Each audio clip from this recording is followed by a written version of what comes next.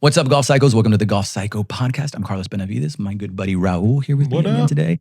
And we're going to be going over the big reasons why your mental game. Yeah. Mine definitely does. For sure. I put it on YouTube. It sucks.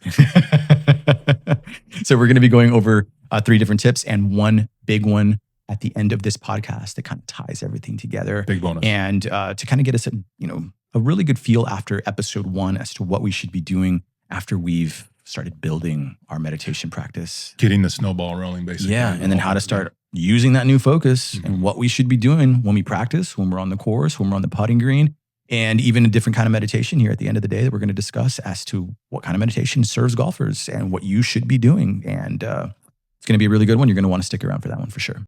Welcome back, Golf Psychos, to the Golf Psycho Mental Game Podcast, where we go over golf, we go over mental game, we go over life. The goods. Yeah, man. So we had a really good conversation the very first time for our debut conversation that I had with Raul back in episode 1. So this is going to kind of tie to episode 1. And last time we spoke a lot about a little bit of, kind of dipping our way into the mental game and what it entails and what we should be practicing. And I think the big overarching theme that we had that we spoke about in episode 1 was using meditation right off the bat to start a sort of focus, strength training our brains, making focus and being able to sustain focus.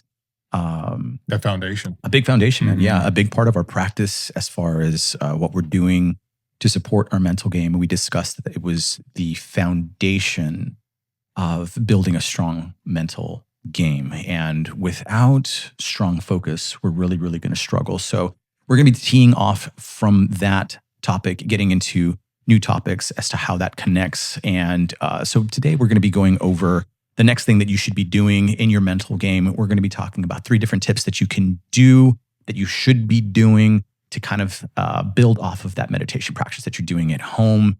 And at the end, we're going to go through one big tip that's going to really help tie it all together. You're going to want to stick around for that. So let's get it, baby. Oh, yeah. Yeah. So, immediately jumping right into things. One of the biggest things that we can start doing after we establish focus is introducing our pre-shot routine, loading. Do you have a pre-shot routine? Do you even have? Yourself, yeah, and most of us do, but it completely caters to just the swing. It doesn't touch. It rarely touches on the mental side of the game. What our mind should be doing, what our focus should be doing. So we're going to be going over that, and it's fantastic. I will kind of go into how I stumbled upon doing this, where it came from, and as we discussed in episode 1, we were going to be talking about loading the who. So here we are. Let's do it. Yeah, man. Let's get into it. So it's powerful. It's powerful stuff. I'm glad you like it, man. I think every single person that I've never heard of it either. Like I've never even knew that was a thing. Yeah. And I get at the foundation of this pre-shot routine.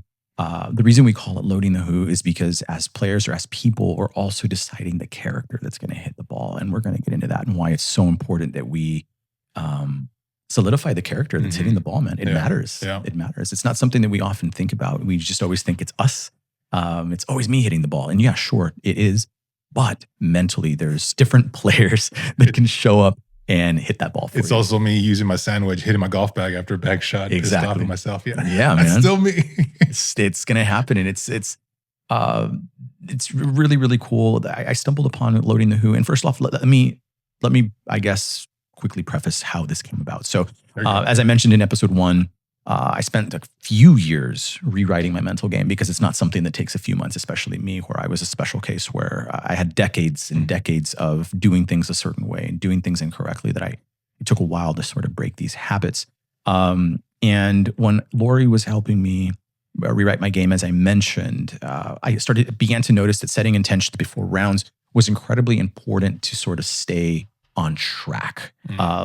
Setting intentions like, for me, a big overarching one was like, I'm going to come out here and have fun. I'm going to prioritize having fun, knowing that the guy who has fun is going to play better golf.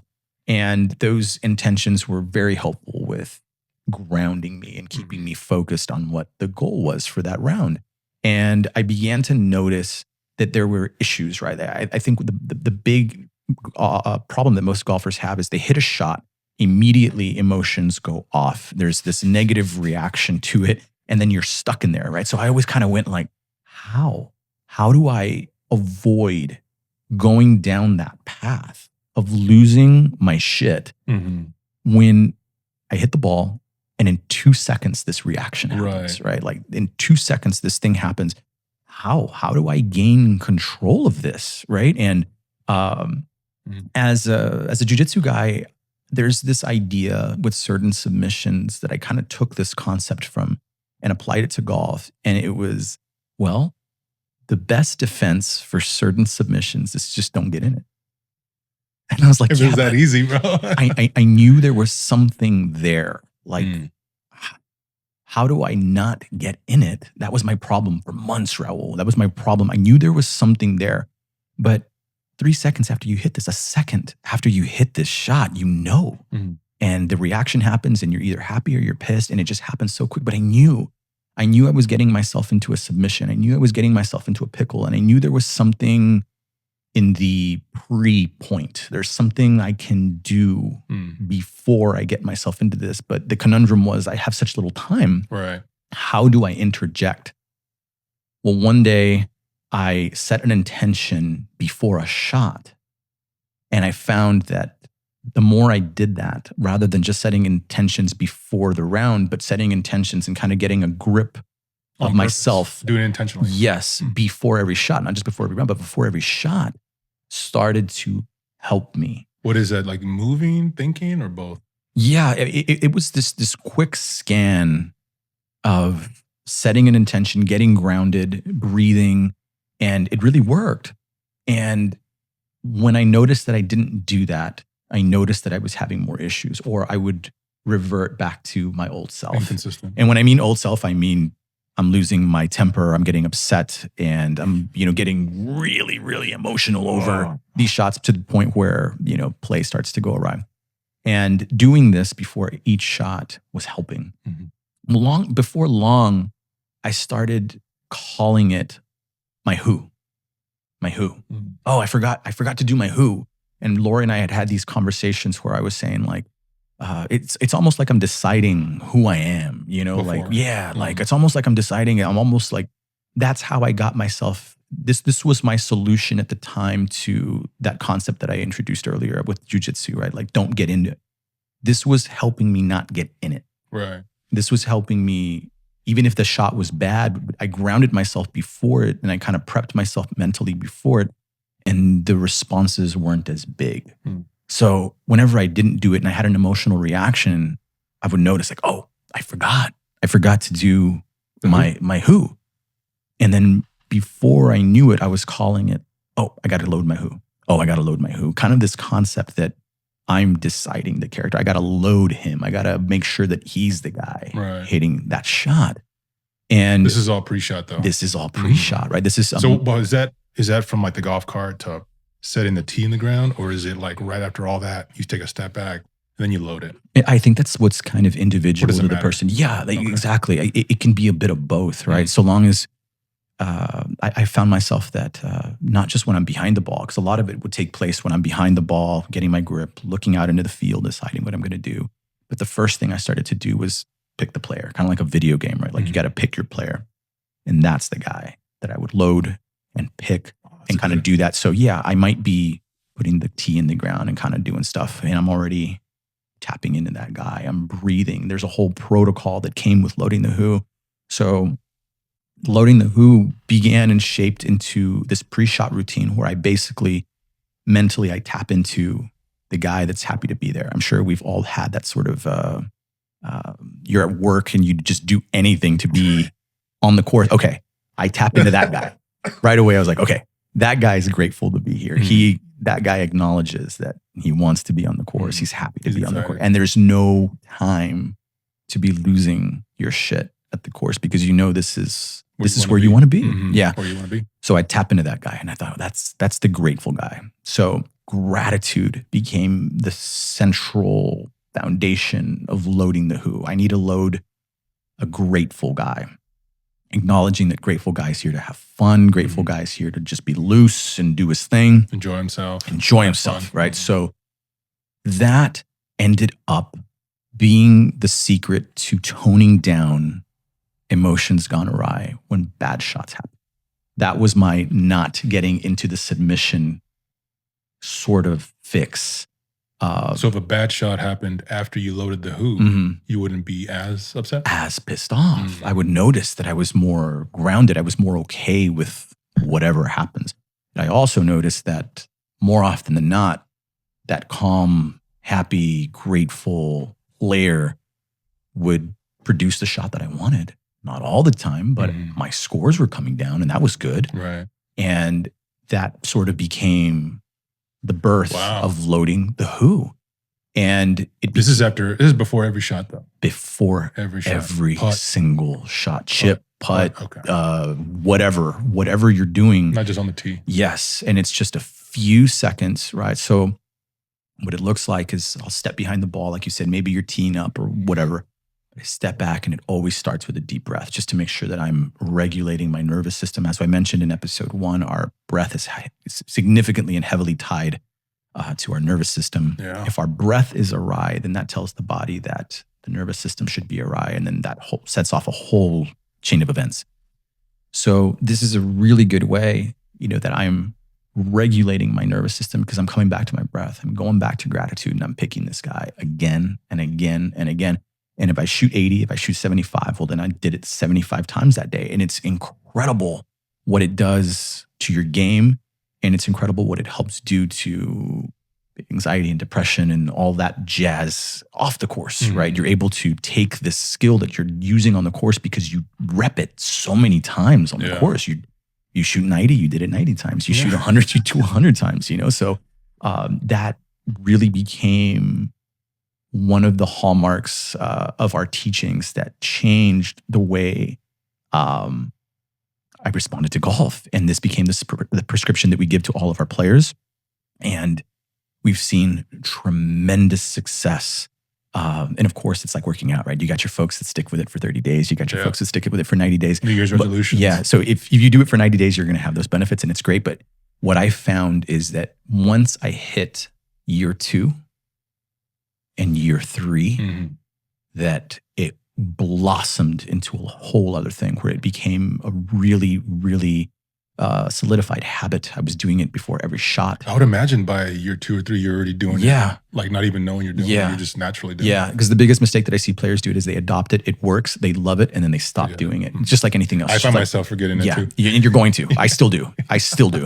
And then I'll come back to it, and it really, really is a very, very powerful tool, not just for better golf, but just to regulate yourself on the course. Because, the moment you lose your stuff on the course, it spirals. The spiral happens. The spiral happens. Last round is exactly that. Yeah. So that's loading the who, and that's our pre-shot routine. And it takes a few seconds just to kind of install that into your play, and which leads us into the other tip and where you should be using this, right? So that's on course.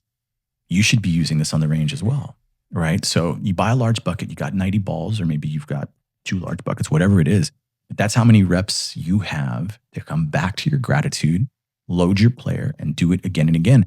And this is, it blows my mind how through golf, we have, again, this opportunity to run these reps that train us to be our grateful self, that train us to be present, which is anti-anxiety, anti-depression. So again, this is not just for better golf. This is for a healthier mind and body. And just really helps the person, the golfer, not live in anxious thoughts and depressive thoughts. And it helps ground us with what I believe is my true self, which is I'm freaking grateful to be here, right? I acknowledge that time here on earth is limited. I don't have time to waste doing, these outbursts. So by that, what you're saying is technically also loading the who by telling yourself those things, those gratitudes while you're on the range. That's also part of loading the who per rep. Correct. Now, if you're on the range, like I don't how I practice is I usually take 5 or 6 balls at a time per club.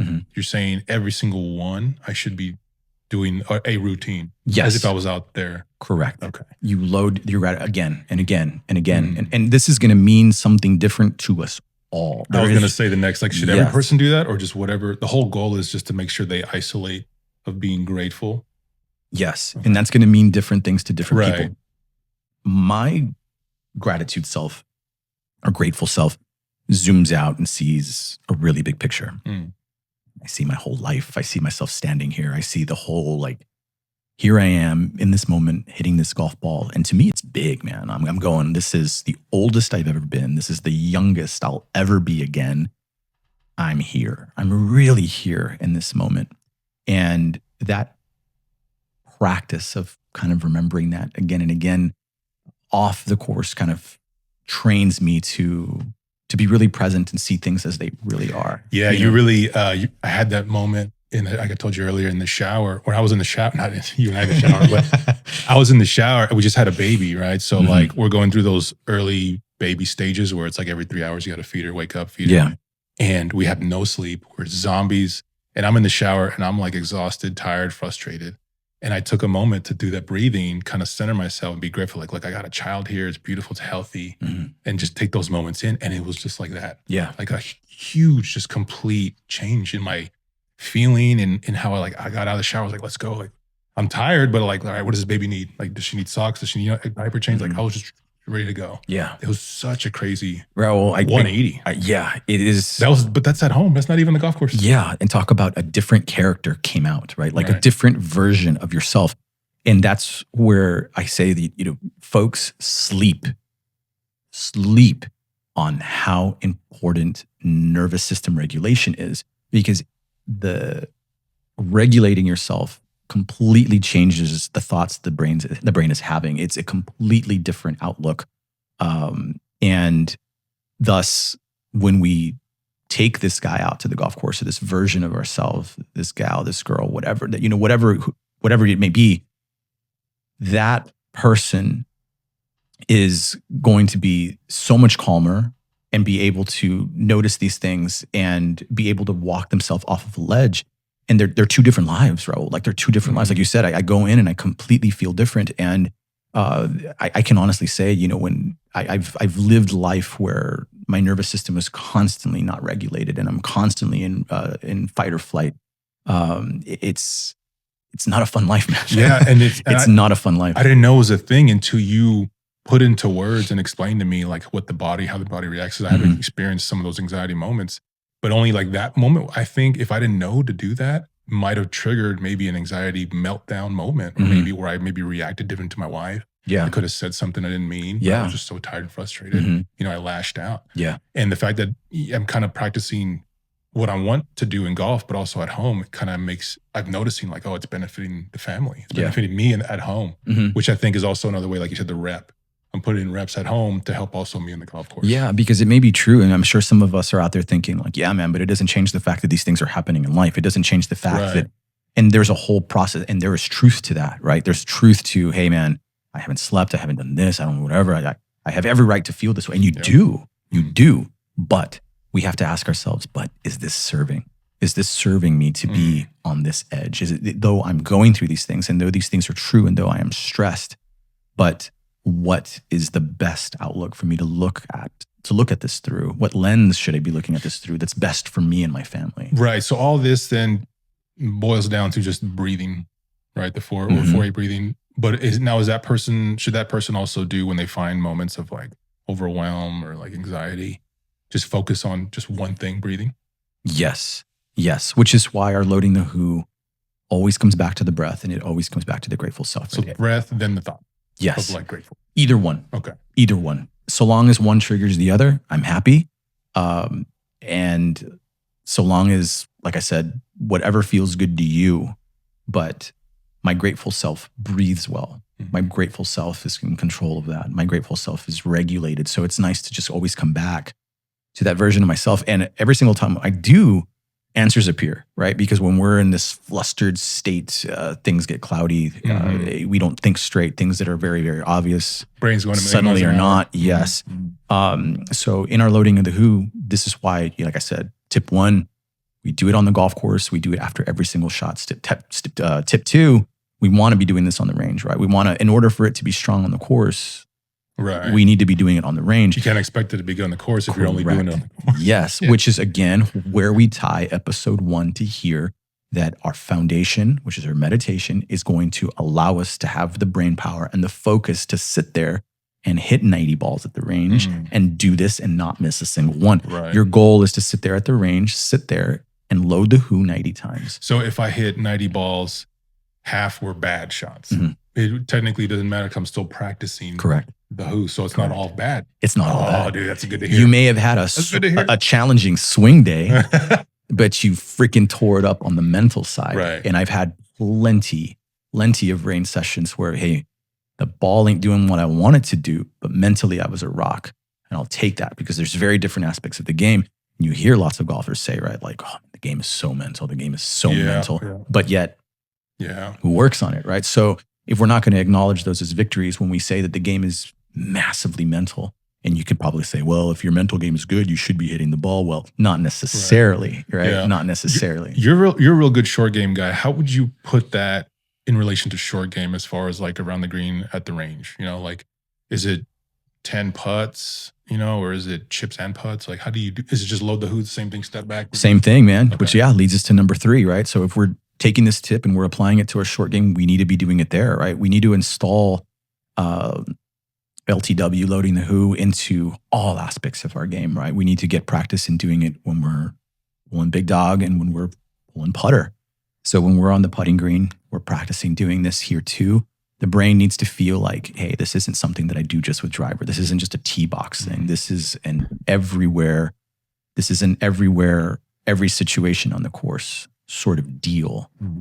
So getting onto the putting green and making sure that we're doing this and getting our practice there as well is very important as well. Yeah.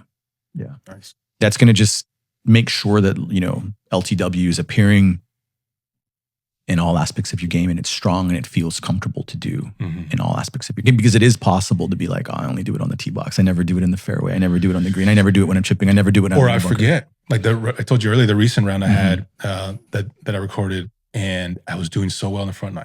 Yeah, I was 1 over par going into hole 9, and I didn't look at my scorecard. I was doing the who most of the round.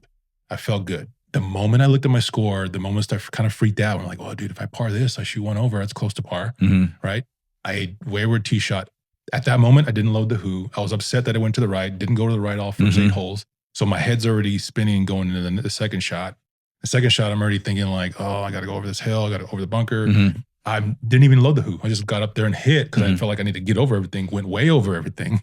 And it's like, all right, now I got to chip it. Like, you see, like I was just so all over the place, I felt like.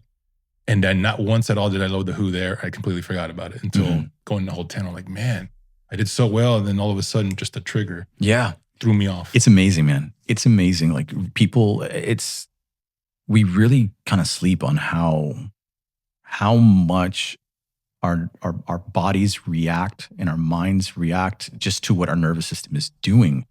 It's amazing. Your thoughts change, your processes change. Again, without a strong meditation foundation, it's going to be really difficult to notice these moments, to notice these thoughts. I don't know how many times I went off and I carried off, like you said, I went through with this shot process, but my autopilot self came out again, right? I had this moment. I checked the score.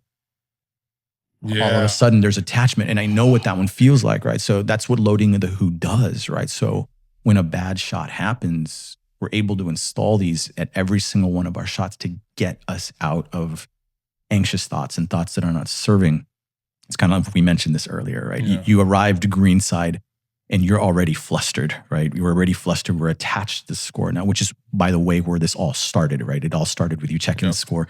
Suddenly there's deeper sense of attachment, right? Now we're squeezing golf for dear life, trying to protect it, and that never works. Trying to get that par around, you know, I'd never been there before. Now I'm trying to get there. And now you're having thoughts like the one you told me earlier that says something like, oh, that's a tough shot. I'm probably not going to get up and down from there. You know what I mean? Yeah. And I'm not even up there. I'm driving. I'm like, I'm probably not going to get par because it's a long from the pin. And I'm like those thoughts are in there. And again, as we've mentioned before, and we're going to repeat this a million times, thoughts are programs. Thoughts are essentially like, what do I want to do with this shot? Well, that thought is the shot that you've loaded, right? You've decided that shot is hard. I'm probably not going to get up and down. So what are we going to do? That is the shot we loaded. So we'll probably hit somewhat of a decent shot, and it'll be 10, 15 feet from the cup, and then I'll two putt, and there's no way I'm going to get up and down. Haven't made anything within 6 feet. I'm probably going to miss this.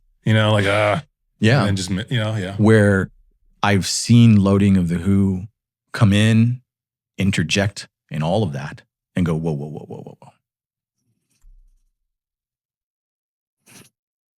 Now let me think straight. That moment, though, that's you catching it right before pre-shot or pre-shot routine. Yes. So after you do that, what do you think of? You just think of the shot, or don't think of anything? Yeah, I'll question things, right? So I've had that particular scenario happen so many times where I'm on a tangent, I'm losing my cool, and then I catch it.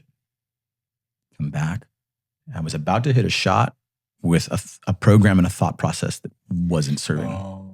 And I go, oh my gosh, I've totally already bogeyed this hole without even hitting this shot, because look at what I'm thinking. Very similar to what you did, right? Like, oh, there's no way I'm getting up and down from here. Raul, I cannot tell you how many times I've cut that out and go, I don't need to be thinking that. Let's get focused on what we need to do here. Okay. If I hit it like this, I do this, I can stop it close, I'm short-sighted, or whatever it may be. No. I can get this up and down. Do I always know? Man, it freaks me out how many times they make that adjustment. I mean, I'll never know. Right. I'll never know, right? But it's true. I got up and down, and I do know that. And I do know what I was thinking before. And I've let that guy, that nervous, upset guy that's thinking there's no way that I'm going to get up and down, I've let him hit plenty of shots. And it don't work out. 20 years, It don't work. So when it does work out, I go, wow. I changed courses there. You know what I mean? And that's where this pre-shot is just, it's like I've described to you, it's like lane detection, right? It just keeps you from leaving it, or like we described it in bowling, right? It's like the bumpers. It just, it don't let you leave. It won't let you leave. And when you're good at installing this, and again, focus and memory, and we've built out, we can install it before every single shot, just really quick. And it's just this little thing that you do, but suddenly it's another player hitting it, man. It's a different version of yourself. Like we were talking earlier, it's kind of like that version where you're like doing the work and you're like, and you come back. He was doing a really good analogy of like, kind of like you're doing work on the computer, and you kind of just doze off and like you're back at it. And you get to sharpen up to the point where you're just like, you recognize it real fast. Yes. So it's just repetition. You're going to notice when you first start loading the who that you're going to forget.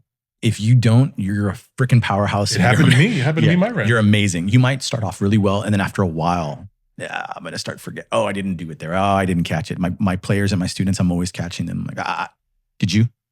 Okay, do it again. And it's just normal. You're not going to remember every single time. Like I said, if you do, then you're a mental game beast, and your focus is all probably already very good inherently. But you're going to forget. That's okay. It's very simple. Don't beat yourself up. Don't beat yourself up about it. That's perfectly normal. It's kind of like meditation, right? Where we've said before, meditation, we have this idea that it's just like, oh, I don't break focus. That was me. That was me. No. Oh, I can't focus.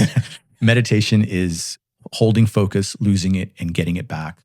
Losing focus, noticing you lost it, and bringing it back. That's the idea. That's the idea, is becoming the guy, or strengthening the one that notices that it's gone. The noticer. Because that's who's going to catch it out in real life, right? If that noticer isn't strong at home, now add movement to it. Now add heat to it. Now add getting hungry to it. Now add competition. Now add a buzz and drink into it. Heck yeah, man.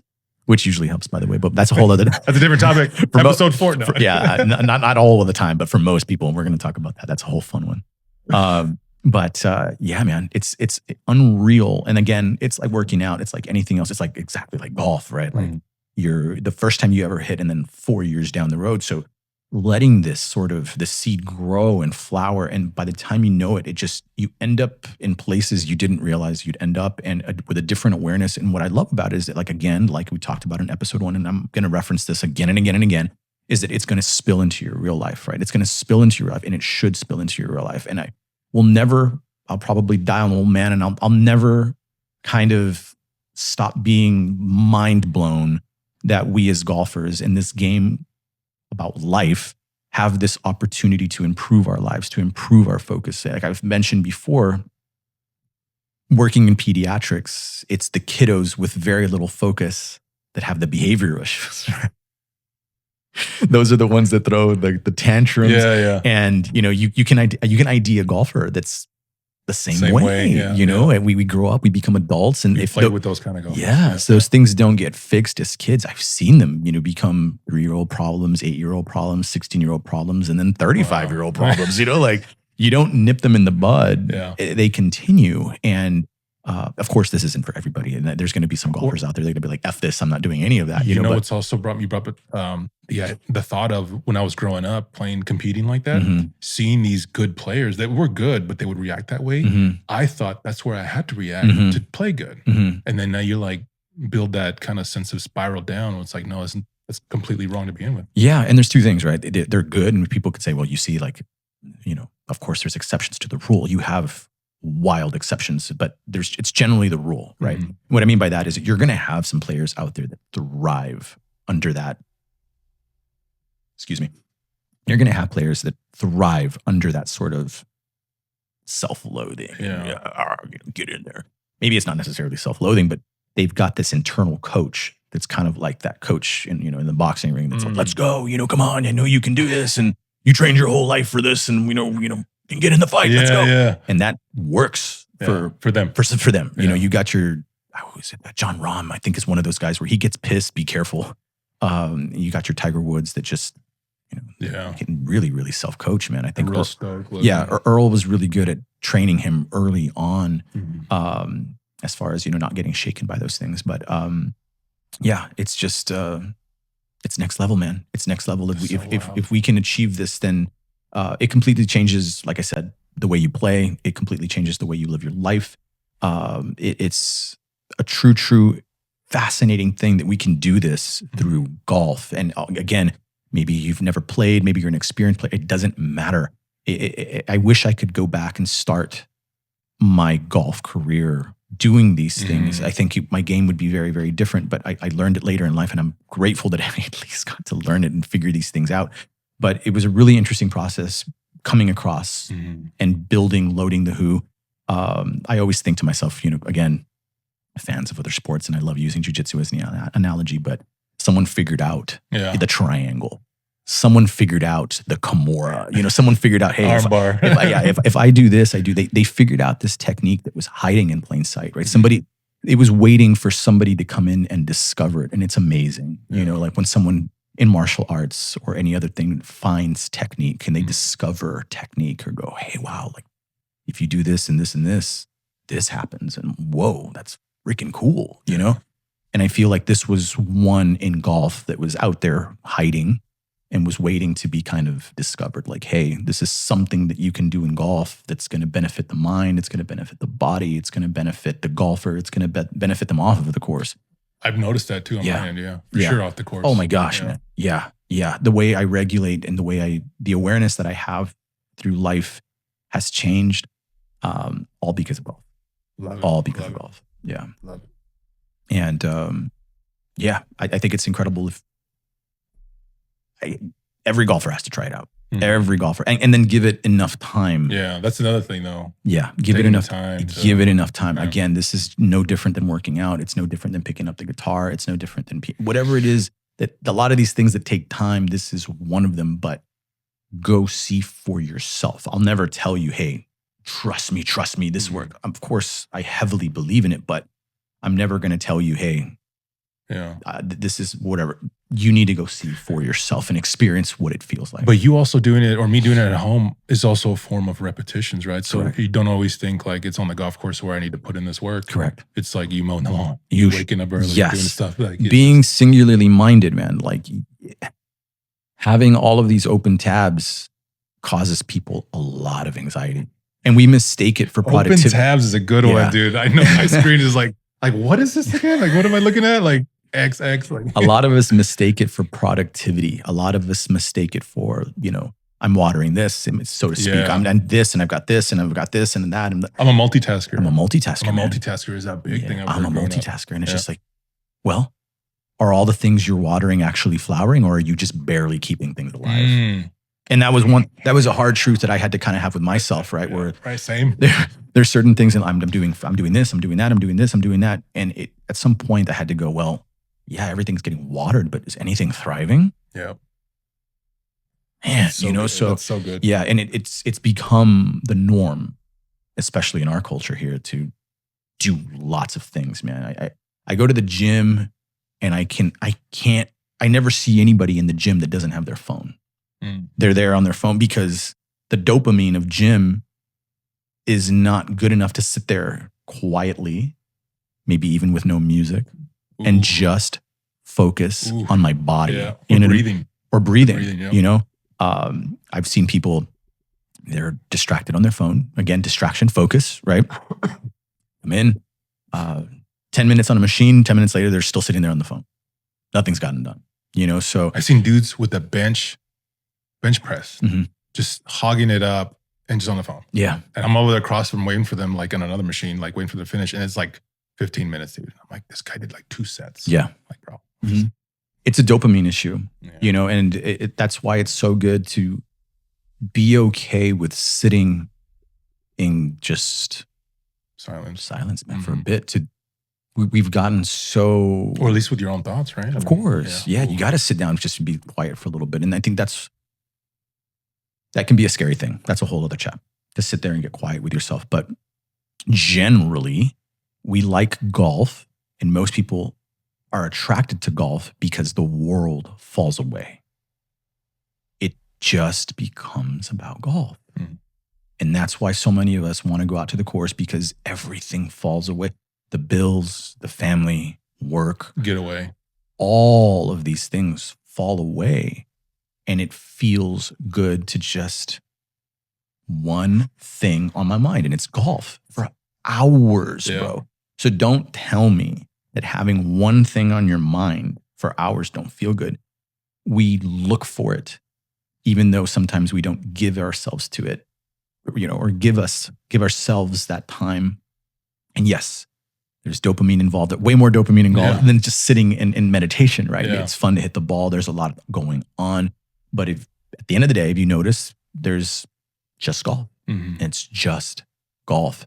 So becoming, making sure that we don't have those open tabs, so to speak, is where our healthiest mind is. And then loading the who gets that repetition in to become better, not on the course, but on at home too. Yeah. And what it's doing is it's bringing us to the present moment, because I don't want my golfer having future thoughts. I don't want my golfer having past thoughts.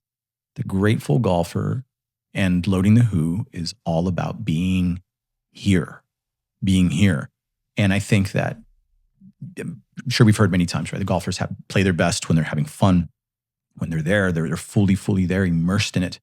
And this is just a great way to continue coming back to that, because the more time that we spend in the present moment as a golfer, the reason you play better is because you're empowered. What I mean by that is that there's not much that you can do in a game of golf in the future, right? I can't jump a few holes forward, or I can't, there's nothing I can do about that. Shots that already happened in the past, definitely can't do anything about those either. All I can control is what's right in front of me. That's what I mean by empowered. The only place that you have any control over, the only way you can shape the future is through now. So I need my golfer to be there now. If this is my competitive student, I need you in the now. That's the only place your best golf is going to take place. So that's the beautiful thing about this, is that I can train it and train it and train it and train it, and it's going to help me play better golf. I'm going to be in the present more. That's certainly something that I need in real life and off the course as well. I love it, dude. Yeah. Good tip. All right. So let's say I got the bucket, I'm in the range, or I'm on the green. What is a good starting point for me to learn how to load the who? Like, where to start, how to do that? I'll run you through it as if I'm hitting a shot right now. Perfect. So loading the who for me always starts with a deep breath, no matter what. That's number one. So I just put my ball on the mat. I'm about to hit. I step behind the ball.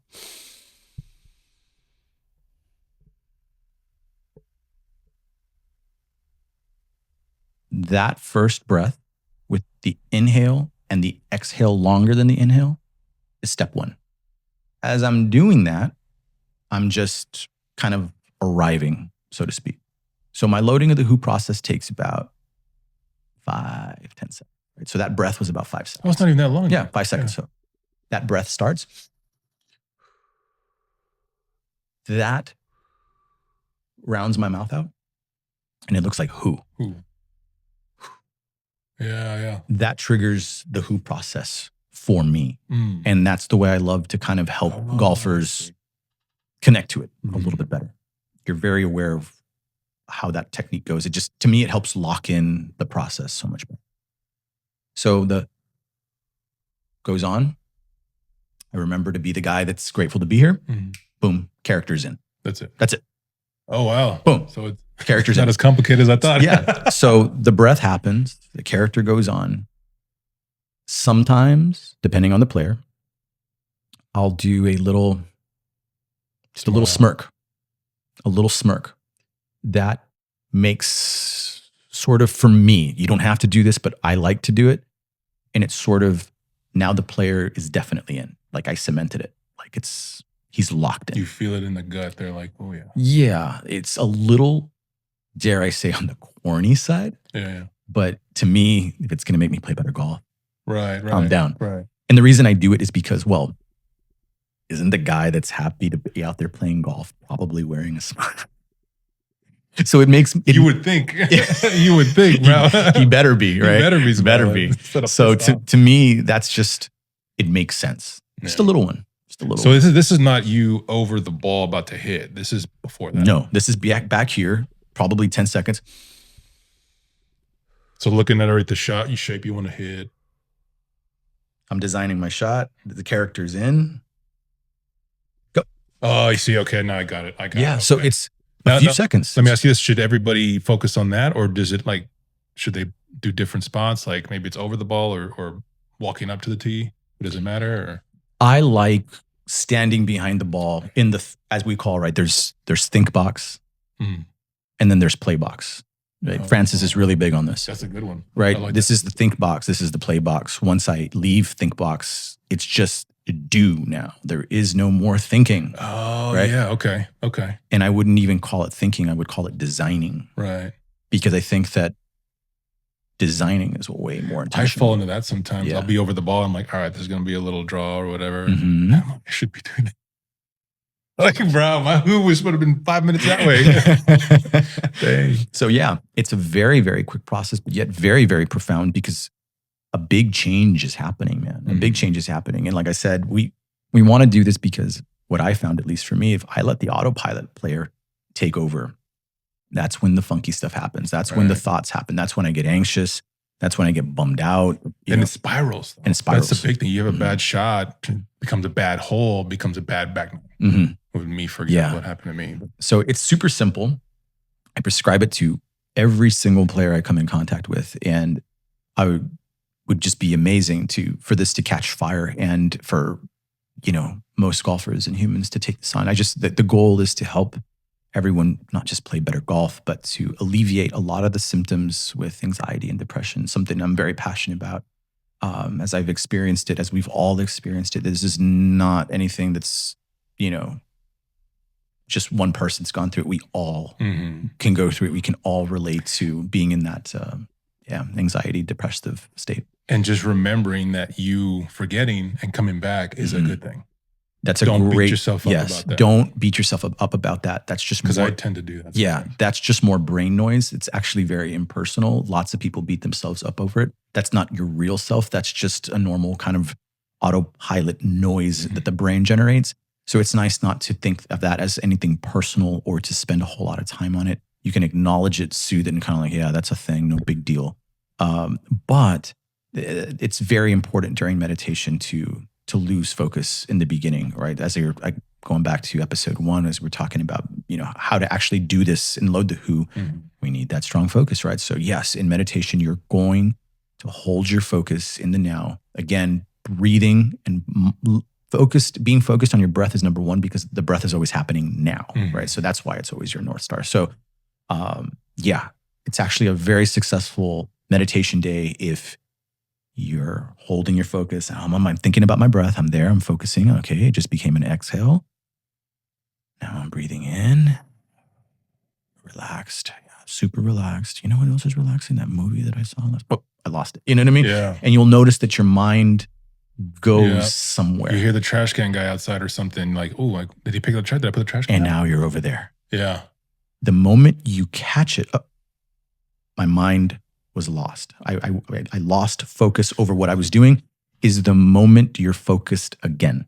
Oh, and that's a good thing. That's what you want. That's what you want. I because see. What you're strengthening is not just the focus, which is great. Sustained focus is fantastic, but you're training the noticer. You're training this sort of the entity within yourself that notices that you've slipped, right? Because you could just not notice.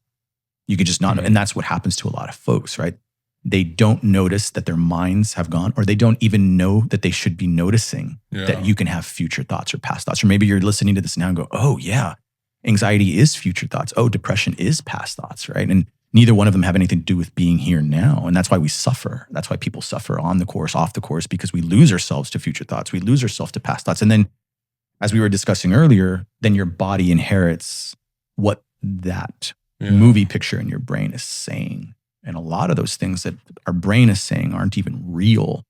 Yet there we are all stressed out about these scenarios and these pictures in our brain, right? So super important, man. Super important. So yeah, I just think like I said, I'm always mind blown that through golf, we can strengthen our focus and essentially alleviate a lot of the symptoms that we experience in anxiety and depression just by increasing focus. Like I said, you see it in the little kids, you're going to see it in adults. You know what I mean? It's no different. Yeah. It's no different. It's truly amazing. Yeah. I love it, man. Yeah. So these are essentially the things you should be doing right off the bat, right? So if you've already started your meditation practice, fantastic. Now we've built some strength to be able to go out, load the who. And I highly recommend that before you take it to the course, that you go and you train it on the range and get a sense for how it feels. Notice when you forget, notice when you don't want to. That's another one too. There's going to be times where you just flat out don't want to. But it's kind of like working out, man. Like, or even right now, if you're probably listening to this, you're working out or in traffic, like pissed off, you know, a guy in front of you cut you off, you're already pissed off at him. Yeah. Just like notice that you're pissed off. Yeah. Notice it. Again, just noticing. Like, you see, I would have thought that would in itself is me doing that wrong. Like the fact that I'm noticing it is like, oh, I shouldn't be, because I should be meditated by now or relaxed by now, but I'm not. Yeah, because your brain's going to always find some way to pick on it and try to get you to be like, this is why you should be pissed. And this is why, you suck. And, you know, look at how you did it and you did it wrong. That's a whole other conversation. Why our voice, that voices in our head are so negative, or should I say the voice in our head is so negative? That's a chat for another day. But yes, as we were discussing earlier, being able to catch these things is really the saving grace, because you could just not, right? You could just spend your whole life or every single day getting caught in anxiety and getting caught in depressive thoughts, and then just have no tools to ever be able to notice it or get yourself out of it. And that's exactly the tools that you need to have on the golf course, right? So we train them on the golf course to be able to use them in real life, because golf in itself is a game about life, right? So if we train it out where we're having fun, then we can use it where it's practical, and we can use it in real day-to-day situations. And that is just, you know, if I could, like I was telling you earlier, if I had this clock on the corner of the screen of my life that said time spent in anxiety, time spent in future thoughts and depressive thoughts, right? Without these tools, that number would just be, we'd be racking up the numbers, right? So the goal is to install these techniques so that in life we bring that number down, where I'm present more. If I'm anxious and depressed less, then my brain is healthier. My digestion is better. Because my digestion is better, everything in my heart, my pressure, everything functions differently. The gut-brain connection runs better. Your biome in your gut biome and gut bacteria is better. Your back feels better. Your kidneys feel better. You have less headaches. You're more clear-headed. You sleep better. You make better choices. I mean, it's amazing, Raul, the cause and effect that come from just having a regulated nervous system. Man. Like, I can't get over just how crucial it is to be able to do this and how it spills into so many parts. A lot of our people life. like me, though, until like the last few years since you and I talked about it, Mhm. didn't even know this kind of thing existed. Mhm. I didn't. Yeah. My entire life, pretty much, I didn't know this was a thing. Golfers, Mhm. much less people outside of that practice. I Yeah. thought meditation was the thing where you're sitting on a mat, Mhm. humming, thinking about, but you were thinking about something else. Yeah. Not that bring yourself back. Yeah. Yeah. And that's because there's different versions, right? There's different medications, different meditations. And this is the grand tip for the end of the day, for the end of this podcast, is this type of meditation that you should be doing that's going to help you on the golf course. And it's, again, there's different types of meditation, right? Where you're focused on the breath. There's other ones where you've got visual rehearsals, right? Where I'm visually rehearsing, let's say playing around. There's 4-8 breath, there's square breathing, there's 4-4. There's lots of different versions of meditations. There's guided meditations. You can self-meditate. There's so many different things. But one of the ones, and this is the final tip at the end of the day, it's going to help tie all of this together, is a meditation that you can sit in that we did earlier, and you freaking loved it. Yeah. And it was just It's wild. placing, because you can have awareness on breath. You can have awareness on so many different things. You can create scenarios that don't even exist and put awareness on it, right? So that's anxiety, right? It's incredibly creative. So the other thing that we can do, what I love to do that's especially helpful for golfers, is meditations where I want you to lock in and place your awareness on a certain part of your body. So earlier, and you can do this right now, if you're in a position to do so, you don't have to close your eyes. If you want to, you can. But this is super, super, super simple, just to kind of give you an idea. So you close your eyes, and I want you to just kind of take a deep breath. And then I want you to place your awareness on your right foot, specifically your big toe. And while you're sitting there, I want you to notice that you can put awareness on this toe, and then go to the next toe, and the next one, then go to your foot. Notice your foot, kind of wiggle it. Then place your awareness on your knee. Notice now your awareness is on your knee. Then I want you to switch to your other foot on the other side. Wiggle that foot. Then that knee. Now up to your hips. Now I want you to put all of your awareness in your hands. Put them in your fingers. Kind of wiggle the fingers. Now open your eyes. So what I want you to notice is that you can place awareness in different parts of your body. And the reason I finished on hands last is because as a golfer, my hands are what connect me to my club. This is the heart source, right? This is like where club and human become one, right? Like this is where the swing becomes one, so right? So I love having these meditations, especially before rounds, where I put a lot of awareness in my hands, because if I'm constantly aware of what pressure my hands are using, then it has a big impact on how I hit the ball. It's going to affect my putting. It's going to affect my chipping. It's going to affect my driving. I've noticed so many times, right, from Crenshaw and Tiger Tips, right, keeping this constant pressure where we're just not choking the crap out of our club, right, is so crucial also to hitting good shots, right? I acknowledge as a golfer who's been spending 30 years playing this game that grip pressure matters. So why not have a little meditation where I place body awareness? Because that's one of the first things that fades away when we're anxious and we're depressed, right? We lose sense of our body, especially fine stuff. Like I was telling you earlier, when we lose our shit, the big movements are fine, right? We can hit big drives, doesn't mean it's going to go straight. But suddenly the chips and the feel shots are freaking gone. You're so tight, tense. You're so tense and you're so full of adrenaline. All your awareness is on the anger, that what your body is doing and feeling. Or the opposite. Like for me, after like a birdie streak, I'll be so pumped and excited. That's a positive, I guess, for me, adrenaline, but also bad for the swing. Correct. Because the next shot I tend to usually do better. Yeah, because the pathways of excitement and fear are very similar. So they're traveling down the same place. They're going to generate the same, the same feelings, and even excitement will generate some, some of the very similar adrenaline to, a fear spike of adrenaline. So yeah, not to mention the attachment goes up for birdies, and now I want to protect my score, and there goes the mind, right? This isn't a body thing. These are stories that the mind spins, and then the body inherits whatever the mind is saying. Dude, right? Yeah. So I've seen that in my game. It's just so hard. When you're Yeah. out there, you're in it, and you're like, Yeah. It's tough, man. It's tough. Well, this is a good reset. Yeah. Basically, like if you feel those moments, use the who, whether you're on the tee box or the next bunker shot, just to reset. And that's with, the way we take on the mental game is that, we're sort of installing these new programs and these new safeguards, right? Like a car before didn't have lane detection systems, and now all the cars come with it, right? This is the same thing. Like we're just this car that didn't have these detections before to keep us. I'm the Model T right now. Yeah. Going down. Yeah, just still, I've got a Fred Flintstone car over here. Yeah, for real, man. But yeah, it's just amazing, man. Yeah.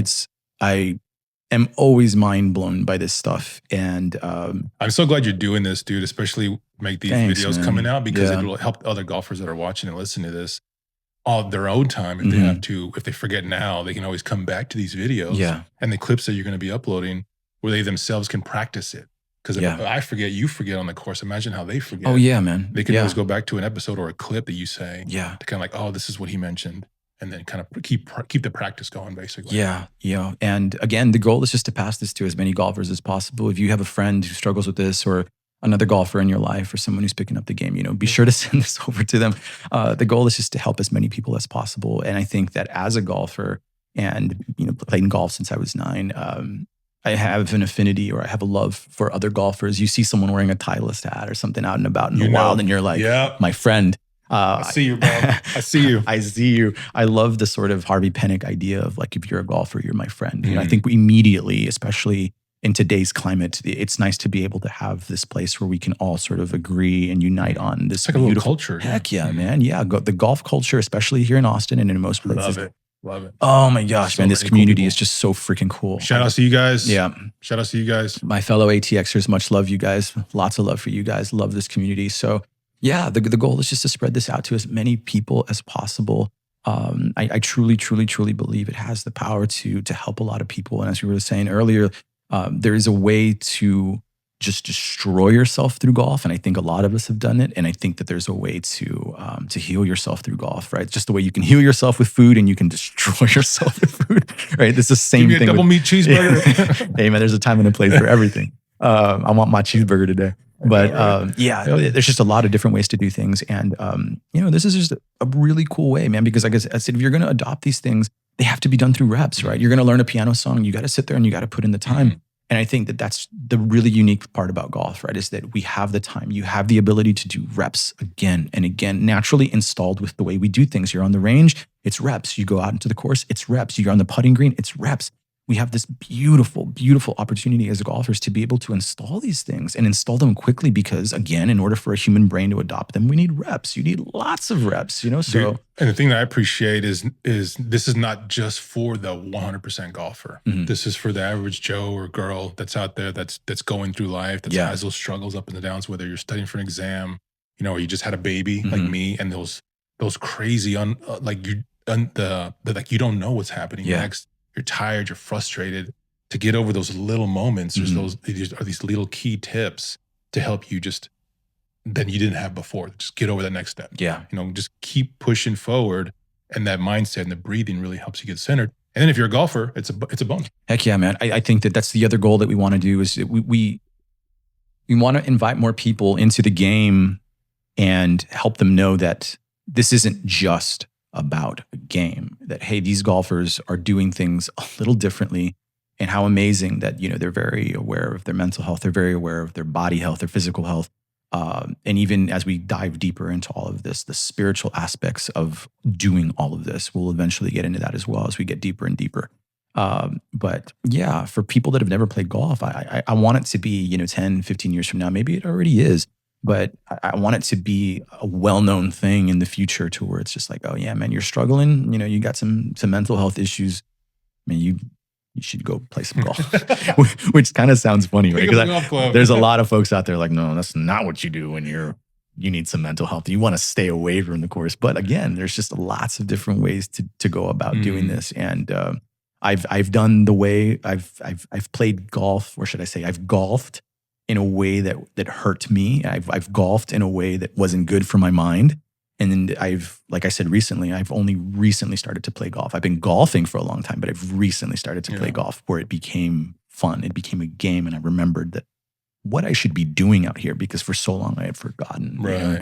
Like I said, I was the worst case I had ever seen, because I mean, these are freaking 3 decades worth of habits, man, you know? So hard to break. so important to catch it early. So important to catch it early. And before we go, Raul, please let the folks know what you got going on, man, where they can find you. Yeah, so right now we're still got the Road to Scratch series, season 1 on my YouTube channel, Raul Golfs. That's ending pretty soon, and it's going to end. Here's a little tip. I haven't said it yet on my channel, but it's going to end with me registering for a golf tournament here in Austin. Love it. Yeah, he's helping me out. And then season 2 is going to kick off with me prepping for that tournament. Love it. I'm so excited for that. Raul works hard, so hard, you guys. It is incredibly inspiring. If you are not following Raul's channel, you need to jump on Raul's channel. Follow his journey. He is a phenomenal person and golfer. You're going to want to follow his journey and see what he's up to. He's currently working his mental game and making massive improvements in that department. It's work, man. Every single time I'm trying to remember, but like you said, just keep coming back. Keep coming back. As long as you're doing that. You're an example of folks I love to work with, man, because you stick with it. Yeah. You stick with it, and you're going to stick with it. And I just love that. Like when you come across someone that's like, hey, I'm going to pick up the guitar, and they don't give it up 10 years and they're still doing it. Yes, I love that. When you just stick to things and let them grow. Very, very proud of my friend here. So make sure you check out his channel. And be sure to go in there, subscribe, like his stuff, and comment, and keep up with his journey, because it is a fantastic journey. Appreciate it, man. Keep at it, bro. I'm so proud of you. All right, golfer. So your homework assignment, start your meditation practice. Jump onto YouTube, whatever channel you want, whatever kind of calls to you, start that practice. Then we can take our loading of the Who practice and start installing that pre-shot routine at the range, on the putting green, and on the course. Lastly, we're going to want to take that last meditation tip, right? So if you don't find a tip or a video that you want on YouTube, best thing you can do, I can recommend to you, is at least have that body scan meditation where, you know, we start at our feet, we work our way up, and then we lastly finish on our hands. If you want to just focus on the hands, you can do that as well. But we want to be able to kind of show that we have this ability to sort of The goal is that. Yeah, to really know what our hands are doing and be able to acknowledge that, like, oh, I can move focus not just from outside thoughts, but I can also intentionally place focus on my body. And for golfers, we want to place that attention on our hands. 100%. Yeah. So golfers, after you've practiced your loading the Who on the course and on the range, let me know if it pops out in life. It should. I want you to try it out, see where loading of the Who works for you. Maybe it's on your way to work. Maybe it's maybe it's in the shower. Maybe it's in between a stressful situation at home. Maybe it's for no reason, because we also want to make sure that even when things are good, that we're popping this out as well, right? Not just when things are stressful, but of course, we want to use it when things are, have gone awry or whatnot. But yeah, the goal is to make sure that this is popping up in real life. So let me know where that works best for you in life. And once again, a big thank you to all the golfers that have tuned into this Mental Game podcast.